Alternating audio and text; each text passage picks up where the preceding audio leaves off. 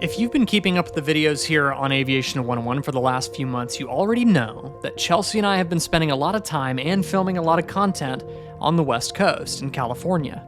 How we came to spend so much time in California is a story for another video. But I want to step back in time for a minute to tell this story. It's our story. Your life is an ever-evolving story, and at any given time, you're writing what happens next. Or in my case, I feel like my life's a movie, and I'm always on the lookout for the next scene, the next plot twist, and the next adventure. Everyone has a story to tell, it's just a matter of how you tell it. Some choose print, some prefer casual stories around a fire with friends, some turn to music. I turn to film. Aviation is a huge passion of mine, and I've made it my mission to capture and share my experiences with it as a centerpiece of this ongoing story. So Aviation 101 was born in 2010. Even though aviation has been the central theme of all of my content for 14 years, we all know there's more to a story than flying. The adventure drives the story, and it's the people who bring the story together. Characters come and go through the chapters. Some of them are there to teach you a life lesson and move on, and others stick around to become a part of your story that you couldn't imagine it without, and you, the same in theirs. I want to take a step back in time 4 years ago. 2020 was an odd year for everyone for obvious reasons. My year had really started off well with my friend Cameron inviting me on a wildlife hiking expedition in Madagascar. That's unlike anything I've ever done before. I captured some of the most beautiful footage in that place with some really cool stories to go with it. But as soon as we got back to the US, we started hearing murmurs of this thing called COVID-19. In the chaos of prolonged knee-jerk mandates and restrictions, I put off filming the interviews and editing the footage from that trip. And everything else in the world was utterly derailed. And to this day, this footage still sits untouched on my hard drives. I put it on the back burner and continued with the normal aviation content as we rolled into the summer of 2020. Then, AirVenture was canceled. It was weird having a summer without AirVenture. This whole aviation and film thing is my life. So what's normally all of July in prep and August in cool down from Oshkosh, that was all freed up. With fall around the corner, I took a couple of smaller flying trips and capped it all off with a long coast-to-coast trip with my good friend Arnaldo. I didn't have any more big trips on the calendar for the year, and I was kept busy with editing all of the footage I'd already captured. So, on the non-aviation side of things, I was on the hunt for an old truck. I used to have a Ford Ranger, then I got a Nissan Xterra, and while I still have and love the Xterra, I drive it every day, I missed having the utility of a truck bed. I'd always wanted a mid-80s Ford, and I'm okay with somewhat of a project, but it can't be too pricey. I opened up my search to the entire US, and I found a few. Most of them were selling before I could get a chance to fly out to look at them. That's just the nature of such a wide search area. Except for this F-150. It was an El Paso, 5-speed manual, V8. It looked really nice. I flew out to meet the guy and ultimately caught the next plane back to Austin.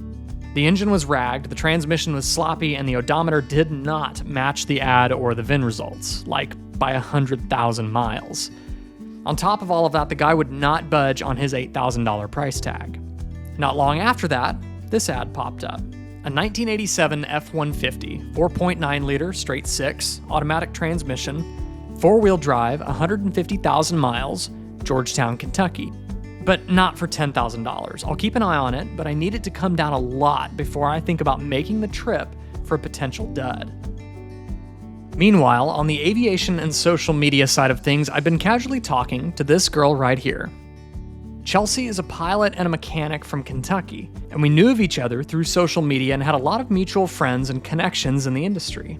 Over the past few months, we'd been replying to each other's stories on Instagram, talking about books, philosophy, camping, patriotism, and of course, all things aviation. We had no shortage of things to talk about, and we quickly found out we had nearly everything in common. Now it's November 2020. After months of casual conversation and single me wondering if I'm being flirted with or if it's my wishful thinking, I got a notification that the price of that red F-150 in Kentucky came down again. I'd already seen the price drop through $7,000 and $6,000, but this said they had just dropped it to $4,900. That got my attention. I told Chelsea, hey, there's this truck in Georgetown, Kentucky that I might fly up to look at. And if I end up closing the deal, I'd love to swing through your area and buy you lunch or something to finally meet before I drive to Texas. She understandably thought I was full of it and bluffing just to see what she'd say, but she agreed. I was still on the fence about buying airfare to go look at this truck. That's a long way to go, and I know it has some issues and a little rust. And what if they're not willing to come down on the price? Later that week, it's Thanksgiving. I'm with my whole family doing what we do best. We're eating, drinking, taking each other's money at dinner table poker, and I got an email on my phone about another price drop.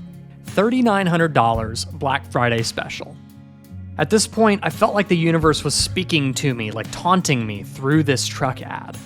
I bought airfare fully prepared to have to buy a return ticket if this deal falls through. And I messaged Chelsea that I'll arrive in Lexington, Kentucky on Friday afternoon and asked if we're still on for meeting up. I think she was surprised that I was actually going through with this, but she happily agreed. And at this point, whether the truck falls through or not, I'm even more curious to see where this goes with her. It could be a casual meeting and we go our separate ways, or it could be more than that. Either way, it's the morning of Black Friday 2020, and I have a bag to pack and a plane to catch.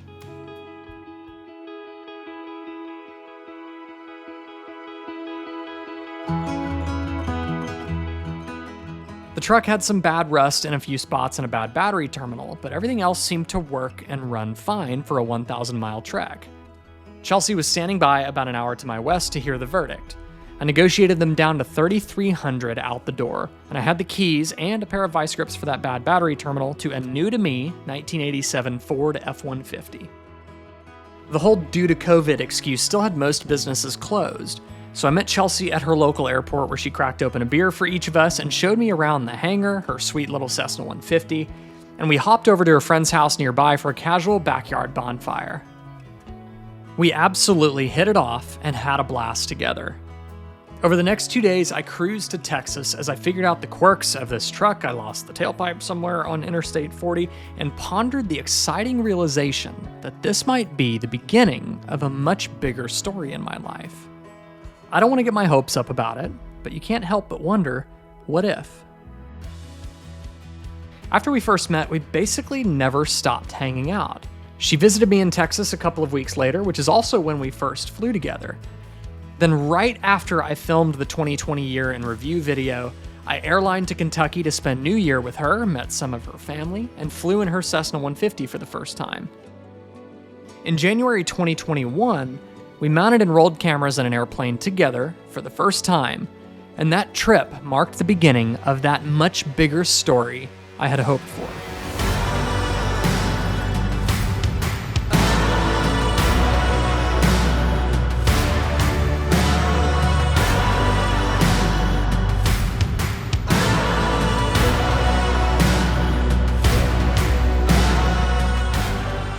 After an amazing summer of traveling and flying all over the place, I came to a juncture. It's been in Chelsea's plans to spend a winter in Arizona working on radial engines at a shop she's worked with before. I was renting a house near the San Marcos airport in Texas and had a relatively stable routine and living situation. With her wanting to go to Arizona for basically 6 months, I had a decision to make. We'd been in a relationship for about 10 months at this point. Do I let my lease expire, either store or sell all my furniture and head to Arizona with her? Or do I hang on to the living situation I have and bounce back and forth in a quasi-long distance thing like we've already been doing? Well, I let the lease lapse and I sold all of my big stuff. The rental house is expensive, I'm not building equity, and this is an opportunity to invest in something that could be far more important in this story. I don't ever want to look over my shoulder later and wonder why I didn't put in more effort with something. So, I'm all in. I towed my Isuzu Trooper behind my Xterra with all of our stuff in it, and Chelsea flew her 150 aimed toward the mountains for a new adventure together.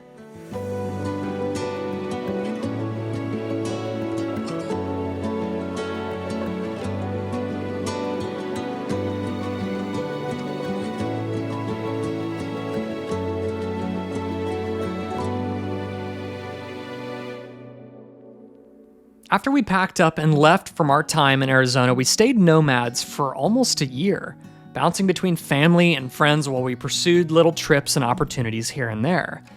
In that time, we stayed in Daytona Beach, Florida, while 80991 got its 2-month Garmin makeover, and we set off midsummer of 2022 to film a 45-day international trip ending up in the Bahamas.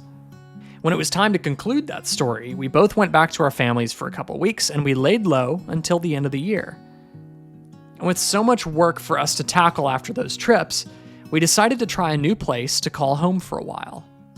We spent the first 4 months of 2023 in Galveston, Texas, and I must say, we were so happy there. We saw the beach every day, we went on walks every morning and evening. We got a lot of deep work done, and we just loved it. Some of our best memories so far were in that place. We spent the summer in Texas working on our normal projects.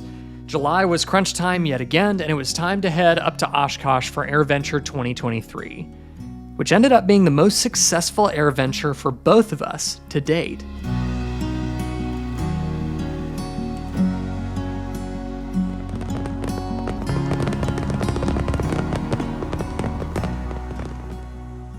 In Oshkosh, we met some contacts that wanted to be involved in Chelsea's ongoing restoration of her 1966 Cessna 150, but a lot of those contacts are on the West Coast. We're talking about a few months worth of work on her plane, so that would change our fall and winter plans entirely. As a couple and as a team, we discussed it, we weighed the pros and cons, and ultimately decided to go for it. We packed up my Xterra and her 150 and once again aimed our convoy for the mountains, not really knowing how this was going to go, but as long as we're doing it together, it'll be a fun adventure.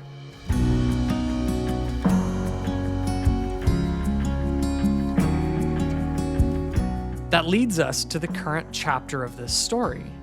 We're finished in California. Chelsea's plane is looking amazing, and we're ready to fly both of these Cessnas almost 2,000 miles to where we'll be calling home for the next couple of years. That long trip will be released as a multi-part series after Chelsea has revealed her rejuvenated 150 on display with AOPA at Oshkosh this year. It'll cover the challenges of planning a multi-leg, multi-day, multi-aircraft cross-country with winter weather constantly threatening our progress until we make it to what will be our new home airport for a while.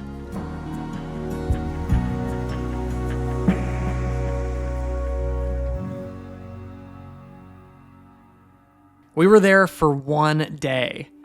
We tucked her 150 into her new T-hangar and we flew 80991 down to San Marcos, Texas to put her in our T-hangar there. Now, with both planes in their home hangars, we were right on time for me to be the best man in my brother's wedding. Now at this point, our next task is to airline back to California to get my Xterra with all of our stuff. At least, that was the next task according to Chelsea. With amazing February weather in the forecast, I roped our friends Chris and Keelan into the idea of a hike up Enchanted Rock. Chelsea also said it sounds like fun, so the hike was on. Little does Chelsea know that Chris and Keelan both have big cameras in their bags.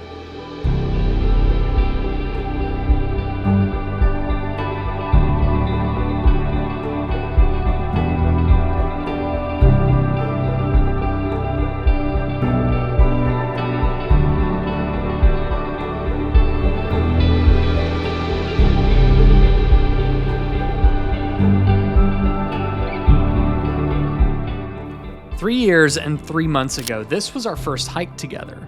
This was our first adventure that we shared. And it's so amazing that 3 years later, we're about to tap roots together with so many once-in-a-lifetime memories in our bank already, many of which have been documented right here on Aviation 101 to all of you. We never know what life is going to bring us at the next turn, but I will say that taking a chance back in 2020 changed everything.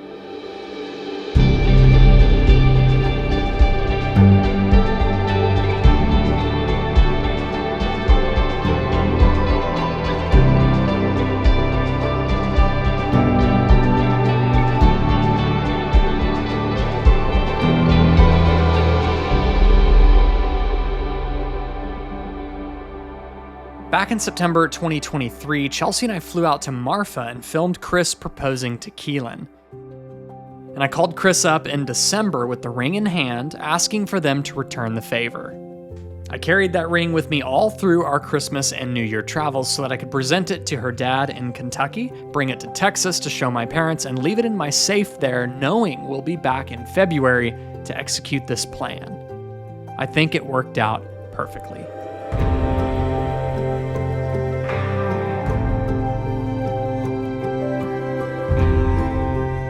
So, what's next for us? Well, we airlined back to California 2 days later. The Xterra was thankfully right where I left it with no broken glass, and we hit the road for a 2,000-mile adventure, just the two of us, to turn the page into the next chapter of our lives. We hit Monterey, Death Valley for some overland camping. We drove through Zion National Park and Bryce National Park with the red hoodoos covered in snow. Then it was time to join Interstate 40 and just drive.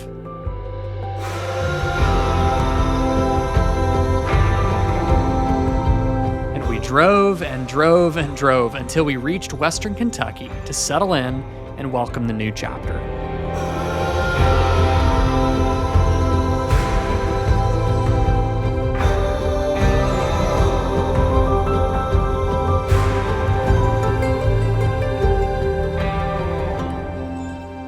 Life is full of unexpected turns.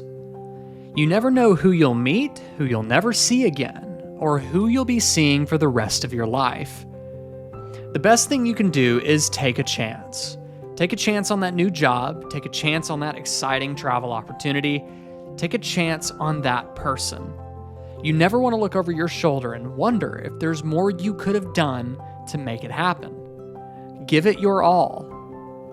In this case, I took a chance. I gave her my all.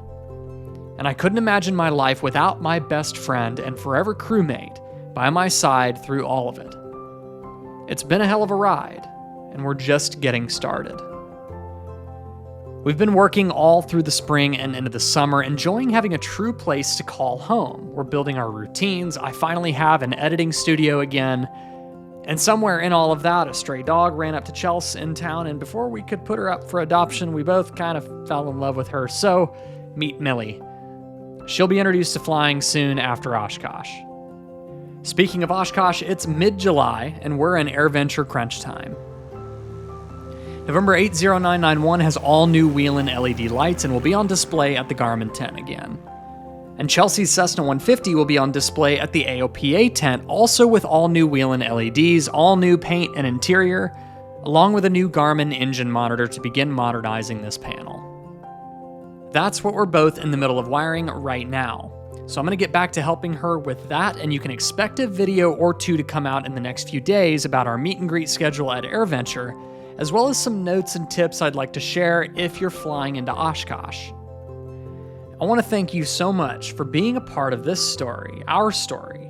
And after Oshkosh, we'll be taking a step back in time to cover in detail our journey across the West in these two Cessnas. Until next time, you know the drill. I want you to stay happy, stay healthy, stay current in your flying, and most importantly, stay proficient. We'll see you in the next video right here on Aviation 101. Fly safe.